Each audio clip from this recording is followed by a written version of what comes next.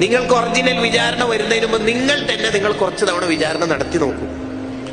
വൽ തൻളുർ നഫ്സും മാ ഖദ്ദമത് ലിഗദ് എന്ന് പറയുന്നതിന്റെ താല്പര്യം ഇത് തന്നെയാണ്.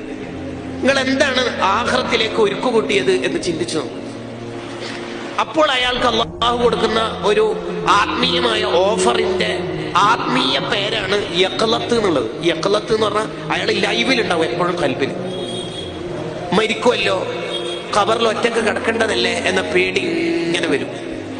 നമ്മുടെ പരലോകത്തെ കുറിച്ച് തന്നെ നമുക്ക് ഭയങ്കര ബേജാറായിരിക്കും. സ്വന്തത്തെ വിചാരണ നടത്തിക്കൊണ്ടിരിക്കും.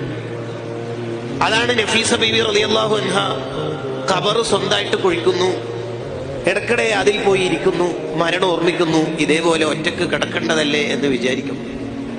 സ്വന്തം ശരീരത്തെ ശരിപ്പെടുത്തുകയാണ്, ഷെയ്പ്പ് ചെയ്യാണ്, ചെത്തി മിനുക്കുകയാണ്, രാഗി എടുക്കുകയാണ്, ഖബറിൽ പോയി ഇരിക്കുകയാണ്. എന്നിട്ട് അവിടുന്ന് ഇബാദത്ത്, ഇതേപോലെ ആരാരും ഇല്ലാത്ത ഖബറിൽ ഒറ്റയ്ക്ക് ഇരിക്കേണ്ടതല്ലേ കിടക്കേണ്ടതല്ലേ എന്ന് ശരീരത്തിന് ബോധ്യപ്പെടുത്തുക. ഇത് മുഹാസബത്തിന്റെ ഒരു രീതിയാണ്. സ്വന്തം ശരീരത്തെ വിചാരണ നടത്തുക.